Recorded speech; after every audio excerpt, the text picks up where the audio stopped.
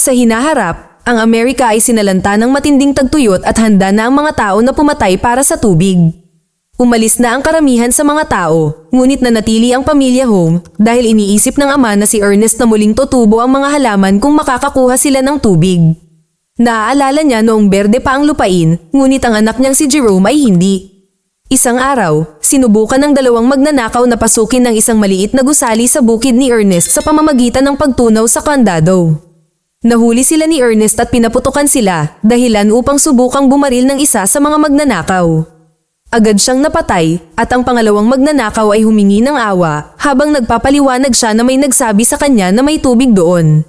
Sinabi rin niya na kailangan niyang umihi, at inabot ang kanyang pantalon, ngunit nakita ni Ernest ang baril at binaril muna siya. Nakita ni Jerome ang lahat ng ito mula sa malayo at sinabing pwede siyang tumulong, ngunit sinabi lang sa kanya ni Ernest na tawagin siyang tatay, sa halip na ang kanyang unang pangalan. Pagkatapos ay binuksan ni Ernest ang maliit na gusali na inihayag ang isang puso.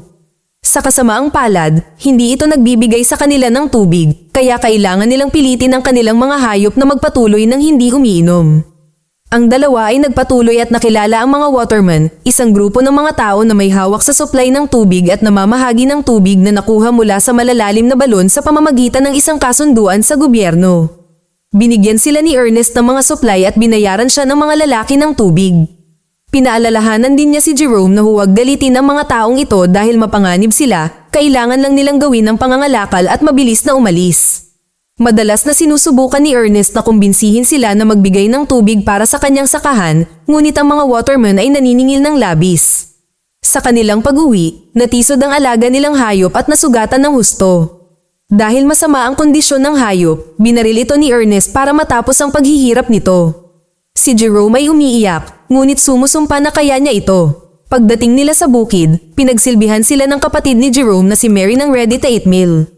Pagkatapos ay nilinis niya ang mga pinggan sa pamamagitan ng lupa, habang si Ernest ay nakikinig sa radyo at si Jerome ay gumuguhit ng mga hayop na tanging libangan niya. Biglang nakarinig ng ingay si Ernest at nagmamadaling lumabas upang matuklasan na lumabas ng bintana si Mary upang makipagkita sa kanyang lihim na kasintahan.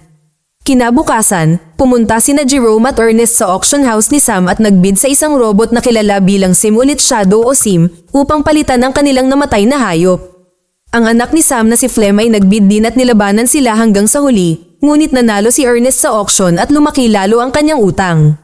Pagkatapos ay pumunta sila sa ospital para bisitahin ang ina ng mga bata na si Catherine na hindi makalakad dahil na-aksidente siya. Ang ospital ay may espesyal na makina na nagkokonekta sa kanya sa isang wire para tulungan siyang maglakad at ang tanging paraan para maiuwi ng pamilya si Catherine ay ang pagbili ng mamahaling makinang iyon. Pagkatapos ng magandang hapon kasama si Catherine, umuwi ang dalawa. Sa kalsada, nakita nila sina Robbie at Sus kasama ang kanilang sanggol. Tinawag sila ni Ernest na mga sakim para sa paggamit ng kanilang anak para tulungan sila ng mga tao upang makakuha ng pera at agad na umalis upang hindi pansinin ang mga ito. Nakarating sila sa istasyon ng gasolina at pagkatapos mapuno ang tangke, uminom ng kaunti si Ernest para sumakto ang presyo. Pagkatapos ay kumuha siya ng tubig para ibigay kina Robbie at sa kanyang pamilya. Ang mag-asawa ay nag-iisip na ibenta ang sanggol dahil hindi nila ito kayang palakihin, ngunit pinayuhan sila ni Ernest na huwag itong gawin at nangakong tutulungan sila sa tubig. Nang maglaon sa bukid, nagpakita si Flem sa bukid na inihayag na siya ang lihim na kasintahan ni Mary. Hiniling niya na hiramin si Sim at nangakong magbabayad para sa upa, ngunit tumanggi si Ernest maliban kung pipirma si Sam ng garantiya. Na-offend si Flem at sinabi kay Ernest na hinding-hindi niya padidiligan ang lupaing ito bago umalis. Sa susunod na pakikipagkita ni Jerome at Ernest sa mga watermen, nakagawa sila ng magandang palitan salamat kay Sim at nagsimulang makipag-usap si Ernest sa mga lalaki sa pagsasaalang-alang ng isang alok para sa paglalagay ng linya ng tubig sa kanyang sakahan. Pagkatapos ay sinimulan ni Ernest na hukayin ang kanyang lumang poso upang masuri ng mga watermen kung ano ang mayroon sila. Habang nagtatrabaho, sinabi niya kay Jerome na lumabas paminsan-minsan at makipagkita sa isang babae o kahit man lang makipagkaibigan sa ibang tao, ngunit mas gugustuhin ni Jerome na alagaan ang kanyang pamilya. Sa kanilang pag-uwi, nakita nila si Flem na nagmamaneho ng napakabilis. Sa bukid, naglalaba si Mary ng mga damit sa pamamagitan ng paglalagay ng detergent sa vacuum cleaner. Dumating si Ernest at pinagbawalan na siyang lumabas, na naging dahilan upang magalit si Mary at sinabing nasa hustong gulang na siya para gawin ang anumang gusto niya. Habang sumusumpa si Ernest na gusto lang niyang protektahan siya, sinabi ni Mary na kinamumuhian niya ang kanyang ama at mahal niya si Flem, pagkatapos ay sinubukan niyang tumakas. Nakasalubong niya si Jerome at nanghingi ng pera, na binigyan si Ernest ng oras para maabutan siya at pigilan. Umiiyak si Mary habang sinasabi niyang nabigo si Ernest sa kanilang pamilya, at pagkatapos ay ikinulong niya siya at isinara ang kanyang bintana. Maya-maya, nagising sina Ernest at Jerome upang matuklasan na may nagnakaw kay Sim.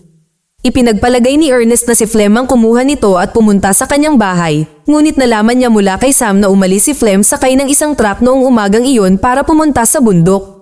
Napag-alaman na ang sakahan ni Ernest ay dating pag-aari ni Sam at si Flem ay nahuhumaling sa nawala sa kanyang pamilya dahil iniisip ni Sam na ang lupain ay hindi natutubuan ng anumang halaman at hindi rin makakatulong ang tubig. Pagkatapos, pumunta si Ernest sa bundok para mag-imbestiga at biglang may nagpatumba sa kanya. Sa gabi, nagising si Ernest sa kampo ng mga watermen kung saan inakusahan siyang nagnakaw ng kanilang mga supply gamit si Sim. Iginiit ni Ernest na hindi niya ginawa ito, ngunit inatake siya ng pinunong si Caleb. Nagsimula ang isang labanan at pagkatapos ng maraming pakikibaka, nagawa ni Ernest na nakawin ng kutsilyo at isang baril ni Caleb na pinaputok niya sa hangin upang pigilan ang lahat. Tumatakbo siya palayo habang si Caleb ay patuloy na sumisigaw ng mga pagbabanta sa kanya. Sa kanyang pag-uwi, nakita ni Ernest si Flem na natutulog sa tabi ng apoy at si Sim na nasa malapit. Ninakaw niya ang makina at mga gamit para magmukhang masama si Ernest. Taimtim na naghintay hanggang umaga upang gisingin siya habang nakatutok ang baril sa kanyang mukha, pagkatapos ay itinali niya si Flem kay Sim na may dalang mga gamit. Habang naglalakad sila sa ilalim ng mainit na araw upang hanapin ang mga watermen, patuloy na tinutuya ni Flem si Ernest sa pamamagitan ng pakikipag-usap tungkol kay Maria. Kaya hinila ni Ernest ang lubid para mahulog siya bilang parusa. Sa kalaunan, pareho silang nagsimulang mauhaw. Upang mabuhay ng matagal, kinumbinsi ni Flem si Ernest na huminto para uminom. Ang mga supply ay may alkohol, hindi tubig, at hindi nagtagal ay nagsimulang malasing si Ernest dahil sa kanyang pagkagumon dito. Nagkunwari na umiinom si Flem habang sinasabi niyang gusto ni Caleb ang ulo niya, kaya ninakaw niya ang makina para mabuhay. Nag-aalok pa siya ng pera kay Ernest pero tinanggihan niya ito dahil naghihinala siya sa kwento niya. Pagkatapos ay sinubukan ni Ernest na tumayo, ngunit umepekto na ang alak sa kanya at halos hindi na siya makagalaw. Ito pala ang plano ni Flem sa una pa lang at ginamit niya ang pagkakataong hampasin si Ernest ng isang bato na naging sanhi ng pagtama ng kanyang ulo sa pader. Habang siya ay nasugatan at nawalan ng malay, nagkaroon ng flashback si Ernest sa aksidente sa sasakyan ni Catherine na dulot ng kanyang madalas na pag-inom. Nang maglaon, nang magising si Ernest, nakatali siya kay Sim at si Flem ay nagsimulang magbuhos ng mas maraming alak sa kanyang bibig, sumisigaw na parang baliw. Pagkatapos ay pumunta si Flem sa bukid at sumakay si Mary sa kanyang motorsiklo para sabay silang makatakas. Dahil sa pag-aalala kay Ernest, nagpa siya si Jerome na hanapin siya. Pagsapit ng gabi, nahanap niya si Sim sa kampo ng mga watermen kung saan sinabi sa kanya ng mga lalaki na namatay ang kanyang ama dahil sa isang aksidente sa makina. Kapag oras na para sa libing, bumalik si Mary at magkasamang umiiyak ang magkapatid. Kailangan din nilang bisitahin ang kanilang ina para ibigay sa kanila ang masamang balita. Kinuha sila ni Flem sa kanyang truck at iniuwi sila. Sa bukid, sinimulang hampasin ng galit na si Jerome si Sim ng martilyo, kaya lumapit si Flem para pigilan siya. Ipinaliwanag niya na mahirap tanggapin ang kalungkutan, ngunit hindi niya hahayaang sirain nito ang source ng pinagkakakitaan nila at nag-aalok na maging bagong padre de pamilya para makatulong siya sa magkapatid. Ginulat din niya si Jerome sa pag-announce na buntis si Mary. May malaking plano si Flem para sa bukid at pumayag si Jerome na subukan siya. Sa hapon, kumuha si Flem ng mga supply sa mga watermen at hiniling kay Caleb na maglagay ng tubo ng tubig sa bukid. Noong una ay tumanggi si Caleb, ngunit biglang sinisi siya ni Flem sa pagkamatay ni Ernest mula nang matagpuan ang rifle at kutsilyo ni Caleb kasama ang katawan. Sa takot sa posibleng kahihinatnan, pumayag si Caleb na maglagay ng tubig sa lupain. Pagkalipas ng ilang araw, opisyal na na-install ang bagong farm pump at buong araw na nagtatrabaho si Flem para magtanim at magpatubo ng halaman na dinidiligan ng mga sprinkler at pwede na rin i-enjoy ng pamilya ang aktwal na shower. Makalipas ang ilang linggo, nagulat si Jerome nang makita ang isang maliit na halaman sa lupa at sa kalaunan, ang lupain ay natatakpan ng magagandang halaman. Upang ipagdiwang, ikinasal sina Flem at Mary at nagpatato ng palatandaan ng isa't isa sa kanilang mga kamay. Sa panahon ng party, umiinom si Flem at patuloy na iniisip ang pagkamatay ni Ernest. Lumipas ang ilang araw at nagpakita si Sam sa bukid kasama ang dalawang lalaki mula sa bangko. Malaki pala ang utang ni Ernest at gusto nilang bayaran ito ni Flem. Tinatakot ni Flem ang mga kabayo gamit ang kanyang motorsiklo para lang magmukhang matapang at pinagalitan siya ni Sam na nagpapaliwanag na walang gustong bumili ng lupa at si Ernest ang kumuha nito dahil hindi pa siya umaalis sa lugar. Dahil sa tubig at mga pananim, maibebenta ito ng bangko kaya dapat magbayad si Flem kung ayaw niyang mawala ito. Nang gabing iyon, isinakay ni Flem si Sim sa kanyang truck at sinundo si Robbie kasama ang kanyang sanggol. Nagkunwari siyang hihingi sila ng ilang presyo para lang makakuha ng ideya para lamang ibenta ni Flem ang sanggol na labag sa kalooban ni Robbie. Sa sobrang takot, hiniling ni Robbie na ibalik ang kanyang sanggol at nagpaputok ang mga mamimili na pinatay si Robbie. Sinubukan din nilang paputukan si Flem na bumaril pabalik habang siya ay tumatakbo, iniwan ang makina. Tinamaan ng mga ligaw na bala si Sim sa palitan nila at ang pinsala ay nag-activate ng mood na gagabay dito pabalik sa orihinal na pinanggalingan nito. Kinabukasan, binayaran ni Flem ang bangko gamit ang pera na nakuha niya sa pagbibenta ng sanggol, ngunit sinabi niya sa magkapatid na ipinagbili niya si Sim kay Robbie. Samantala, nakarating si Sim sa lungsod at natagpuan ng bumuo nito na si Calvin na nakahanap ng impormasyon ng may-ari at tumawag sa bukid. Sinagot ni Jerome ang tawag at nagsimulang maghinala kaya tumakbo siya sa lokal na palengke. Natuklasan niya si Flem na nakikipag-usap kay Suz na may hawak na manika sa kanyang mga bisig na nagpapanggap na ito ay kanyang sanggol. Nang mapansin ito, sinubukan ni Jerome na kausapin sila ngunit mabilis na dinala ni Flem si Suz. Nang maglaon sa bukid, tinanong ni Jerome si Flem tungkol kay Robbie ngunit sinabi ni Flem na kinuha ni Robbie si Sim at iniwan ang kanyang pamilya. Determinado na tuklasin ang katotohanan, ipinahayag ni Jerome na bibisitahin niya ang kanyang ina. Ngunit ang totoo ay sumakay siya ng bus patungo sa hangganan. Gayunpaman, hindi siya pinadaan ng mga gwardya dahil siya ay menor de edad na walang tagapag-alaga. Sa sandaling iyon, nilapitan siya ni Anna na nag-aalok na tutulungan niya siyang makatawid kung babayaran niya siya. Pumayag si Jerome at isinakay siya ni Anna sa isang truck na puno ng mga manok. Sa loob lamang ng ilang oras, nakarating ang truck sa lungsod at nakita ito ni Jerome sa unang pagkakataon. Nakipagkita siyang muli kay Anna at dinala siya nito sa pabrika, ngunit kalahati lamang ng pera ang kinuha niya bilang bayad. Ipinaliwanag niya na ang round trip ay isang scam, hindi na niya kailangan ng guide para makabalik dahil walang pipigil sa kanya na umalis.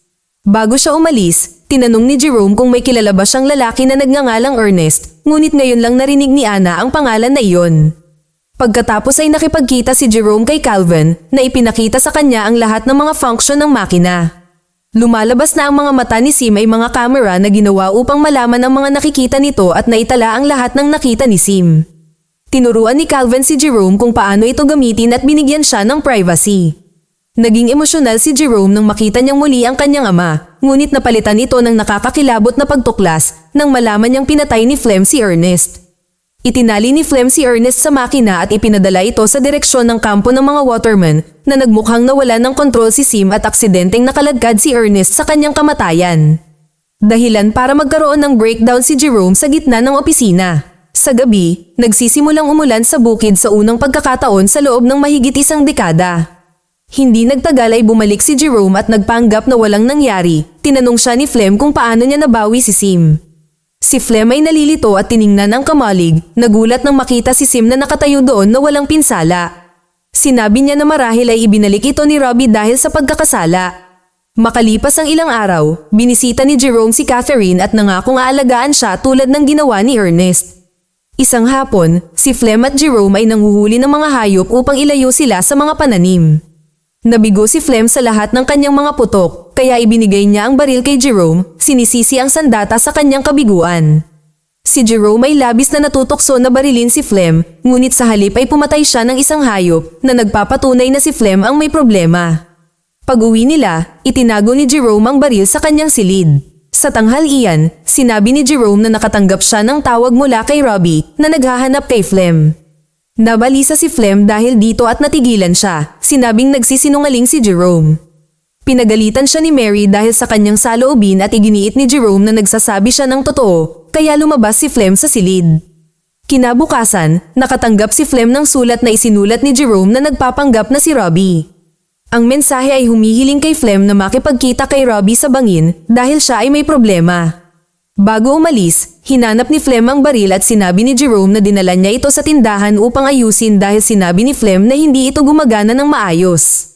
Kailangang sakyan ito ni Flem para hindi mahuli at humingi ng paumanhin sa kanyang ginawa kanina. Pagkatapos, kumuha siya ng kutsilyo at pumunta sa mga bangin kasama si Sim at tinawag si Robbie.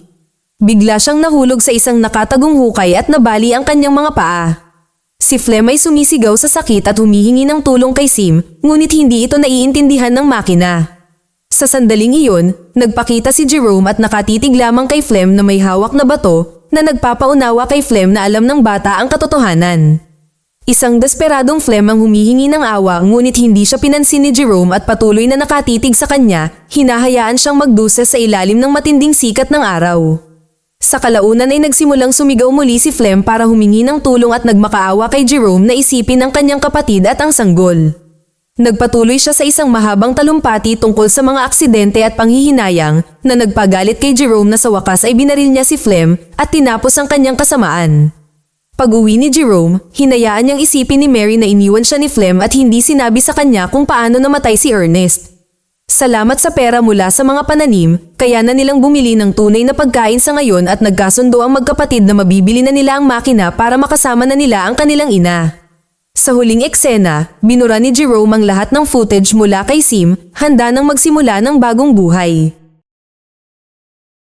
Mag-subscribe para sa higit pang mga video na tulad nito. I-on ang notification at mag-iwan ng like para matulungan ang aming channel. Salamat sa panunood.